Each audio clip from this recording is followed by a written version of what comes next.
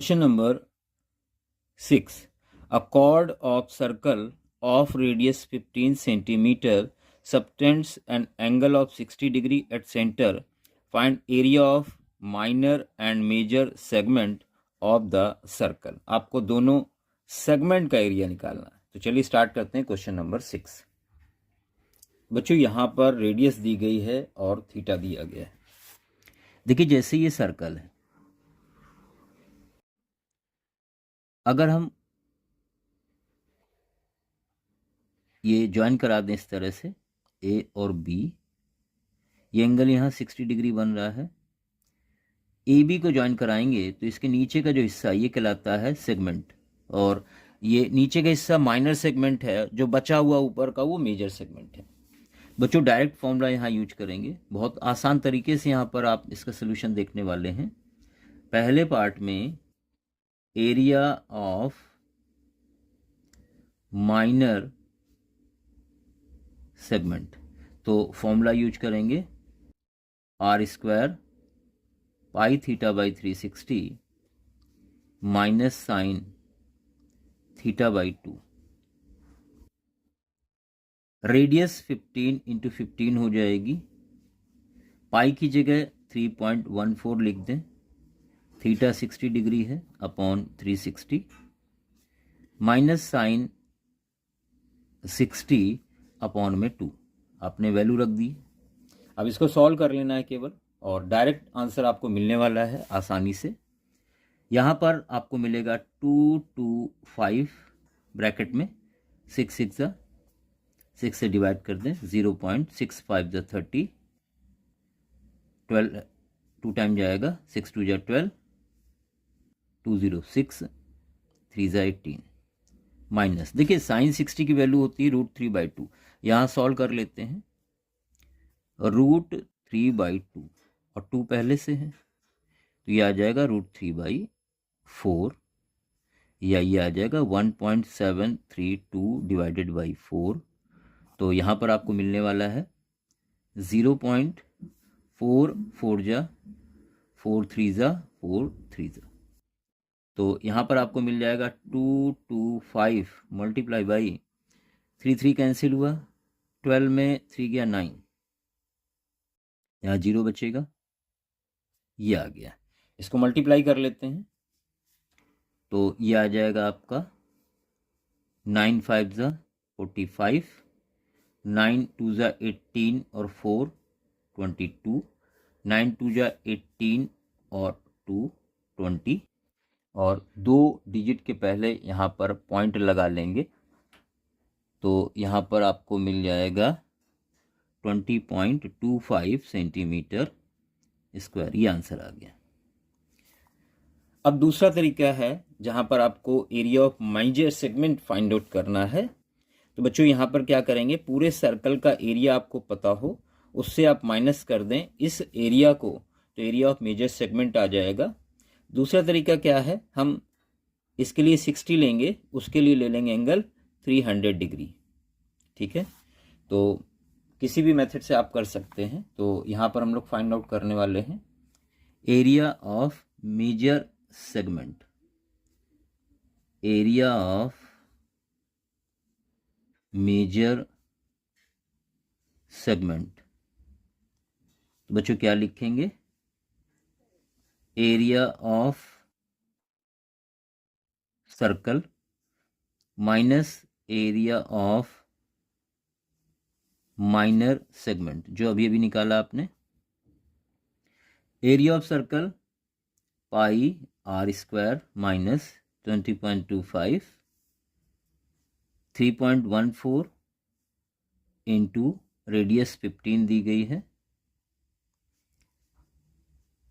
बच्चों यहाँ पर 225 को 3.14 से मल्टीप्लाई करेंगे तो ये आपको मिलेगा, रफ वर्क कर लेते हैं,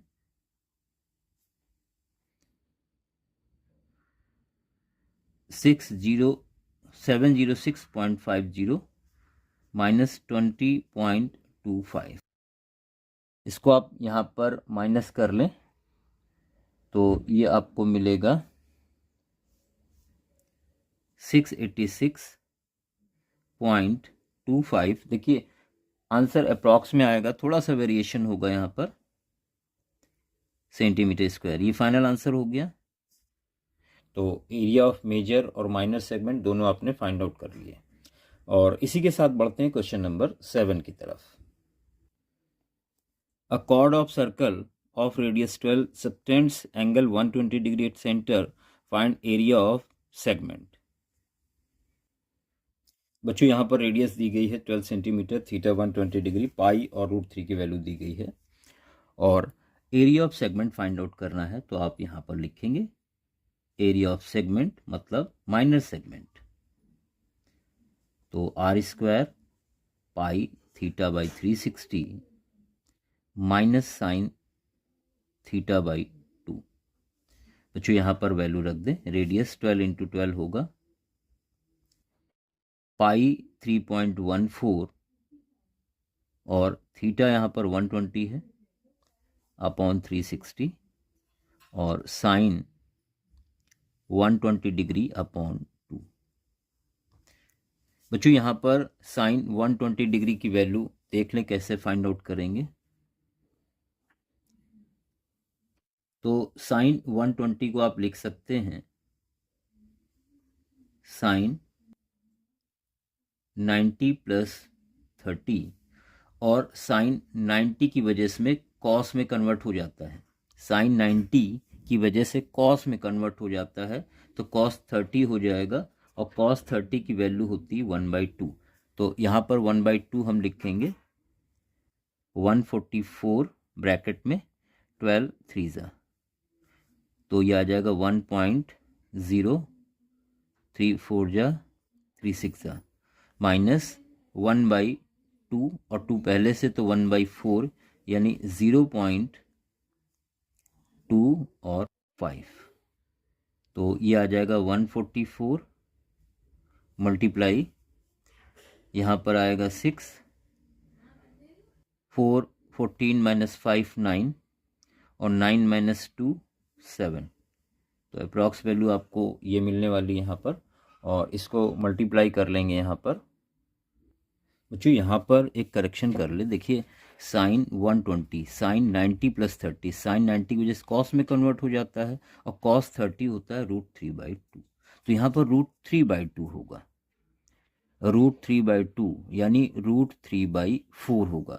√3/4 को यहाँ सॉल्व कर लेते हैं, √3/4 यानी 1.73/4, तो ये आ जाएगा 4 4 4 3 और 4 2 ये आएगा 0.432।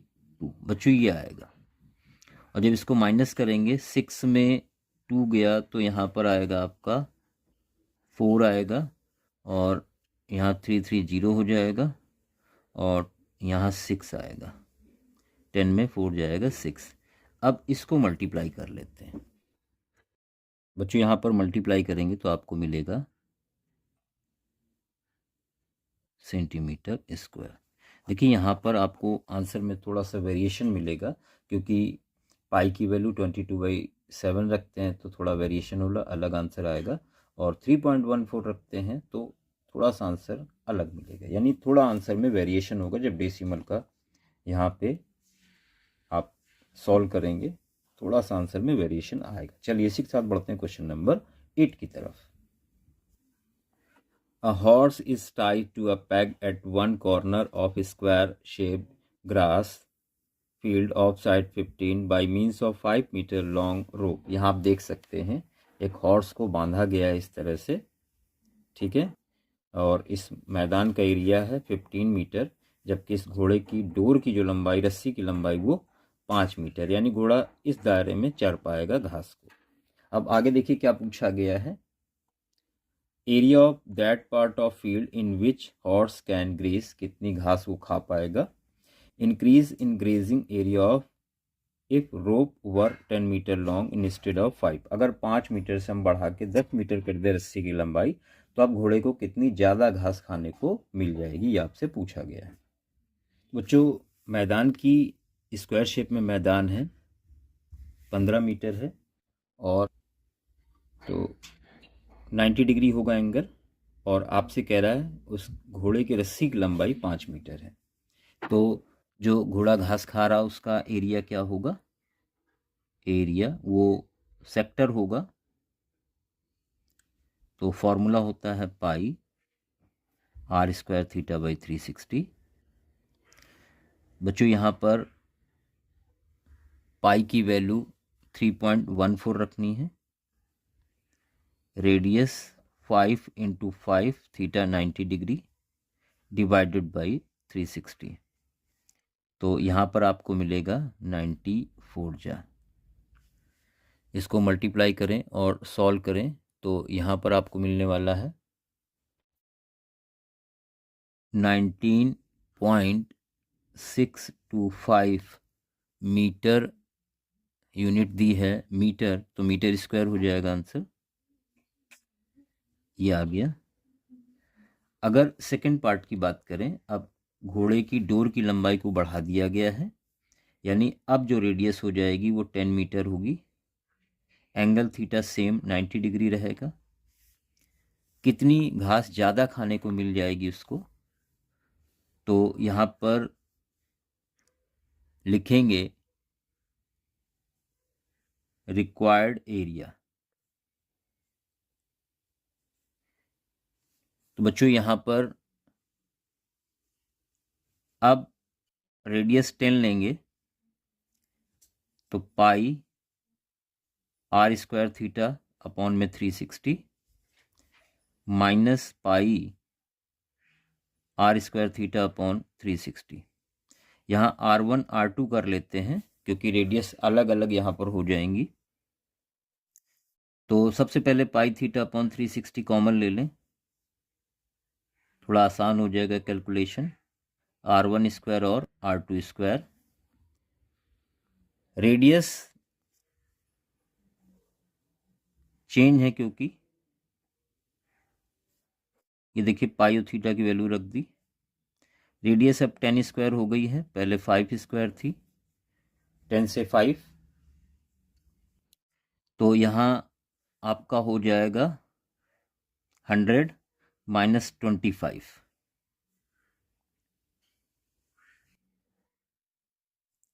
तो ये आ जाएगा 75 अपॉन 360, 94 जा। बच्चों इसको सॉल्व कर लें यहाँ पर, तो आपको मिलेगा 58.875 मीटर स्क्वायर। इतनी घास एक्स्ट्रा खाने को उसको मिल जाएगी जब डोर की लंबाई 5 से 10 मीटर कर दी जाएगी। बढ़ते हैं क्वेश्चन नंबर 9 की तरफ। A brooch is made with silver wire, ये सिल्वर वायर से बना हुआ है, in form of circle with diameter 35 mm। इसका डायमीटर 35 mm है। Wire is also used in making 5 diameter, 1 2 3 4 5 diameter बनाने में इस्तेमाल किया गया है। Which divide the circle into 10 equal sector, और ये 10 इक्वल सेक्टर में डिवाइड कर रहा है। आपसे पूछा है total length of silver wire required और एरिया ऑफ ईच सेक्टर। तो दो पार्ट यहाँ पे पूछे गए हैं, तो चलिए स्टार्ट करते हैं बच्चों। बच्चों यहाँ पर रेडियस डायमीटर 35 mm दिया गया है, 2 से डिवाइड कर लिया तो रेडियस आ गई। थीटा पूरा चक्कर होता है 360 डिग्री का, और यहाँ 10 सेक्टर में बटा हुआ 10 भागों में बटा, इसलिए हमने 10 से डिवाइड करके एंगल फाइंड कर लिया है एक सेक्टर का, जो कि आ रहा 36 डिग्री। पहला पार्ट देखिए, पहले पार्ट में आपसे पूछा है टोटल लेंथ, तो यहां पर लिखेंगे total length is equal, total length is equal, आपसे बोला गया 5 डायमीटर है तो 5 इंटू डायमीटर प्लस किनारे किनारे सर्कल में लगा हुआ है वायर, यहां पे लगा हुआ है इस तरह से, ऐसे भी वायर लगा हुआ है डायमीटर के अलावा, तो ये कितना होता है 2 पाई आर। बच्चों यहां पर 5 डायमीटर और 2r को डायमीटर लिख सकते हैं, तो पाई डायमीटर हो जाएगा, और 5 इंटू डायमीटर आपको दिया है 35 mm प्लस पाई की वैल्यू 22/7 और डायमीटर 35, 7 5 जा, तो ये आ जाएगा 175, 22 5 जा 110, तो टोटल लेंथ हो जाएगी 285